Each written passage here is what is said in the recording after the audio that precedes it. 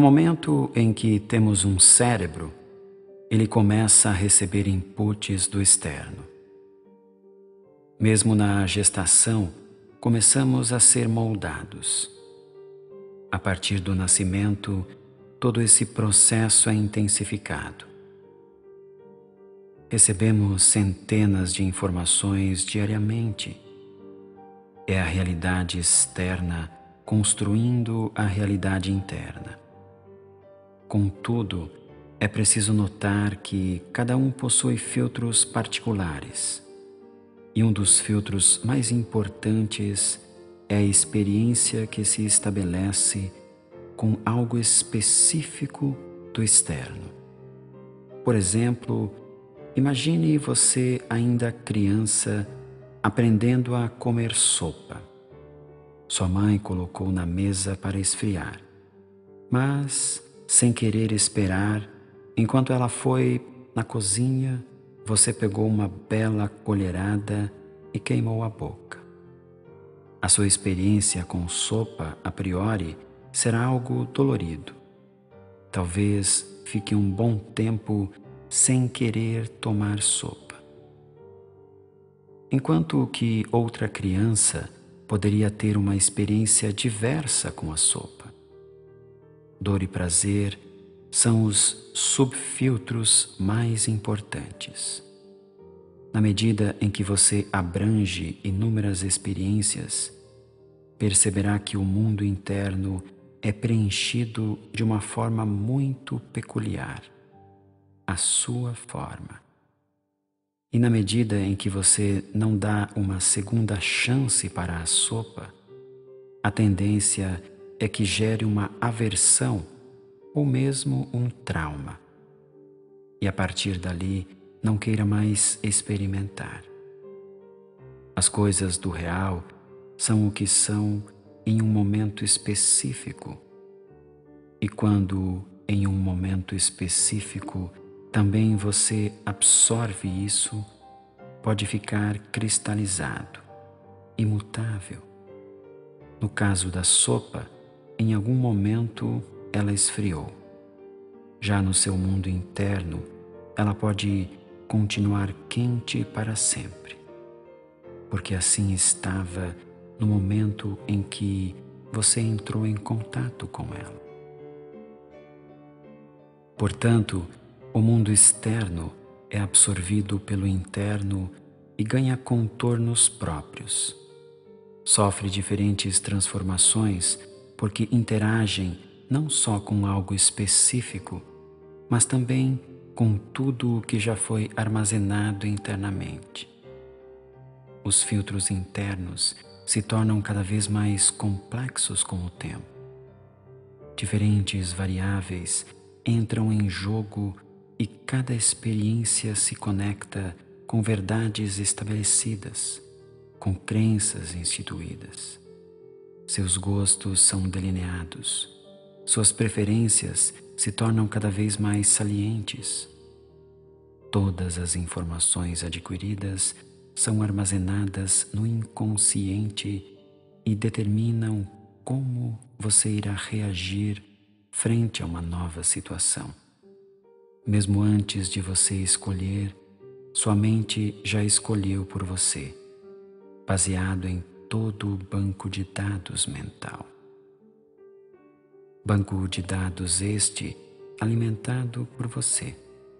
Contudo, todas estas informações armazenadas em algum momento ganham vida própria. Tomam decisões por você e por vezes nem se dá conta do porquê escolhe o que escolhe. Do porquê decidiu ir por este e não por aquele caminho.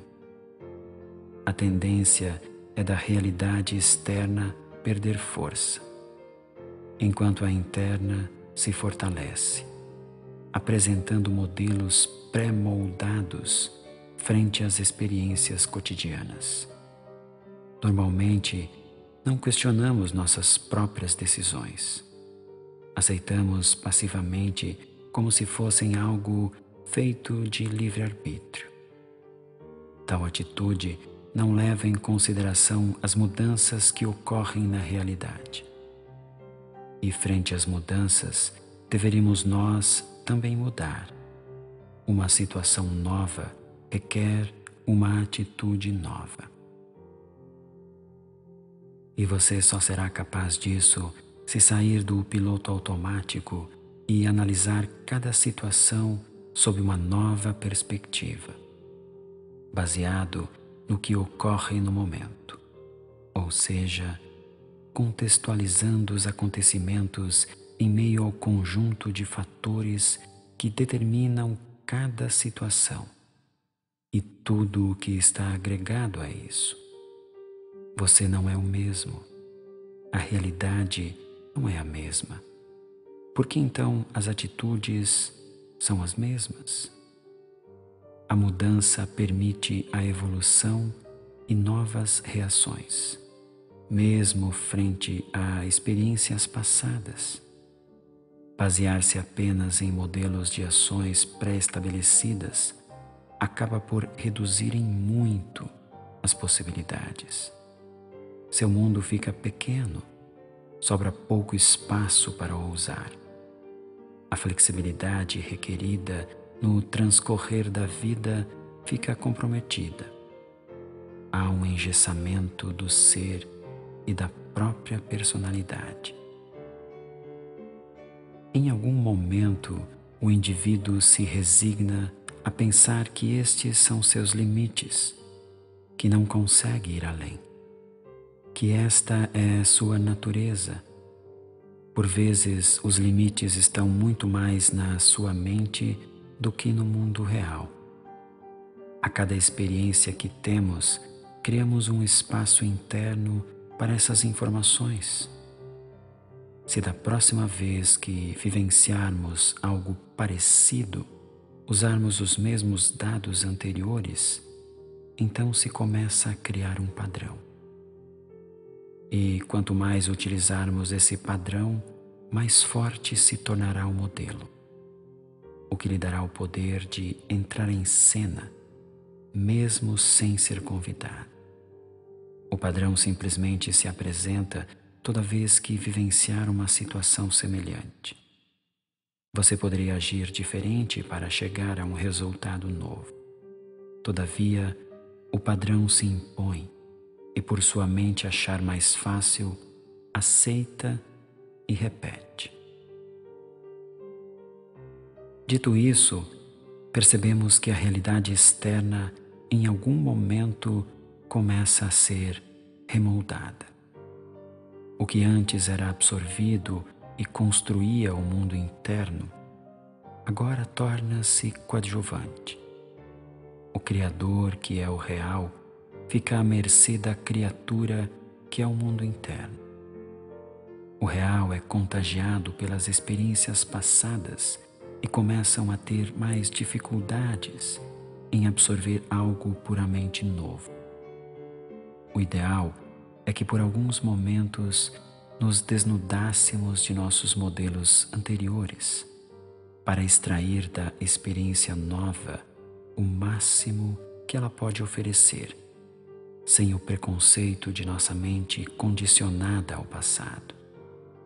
Certamente que não é algo fácil, contudo, vale a pena tentar.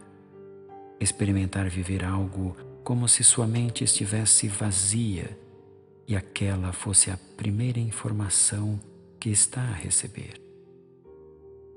Pode deixar seus sentidos absorverem cada nuance, cada sutileza da nova informação. Uma sala vazia que começa a ser mobiliada. Uma mobília completamente nova, sem os velhos móveis da casa antiga. Um ambiente construído do zero, trazendo a sensação de frescor para a experiência. Como imagina que seria? Será que você consegue se imaginar vivenciando tal momento?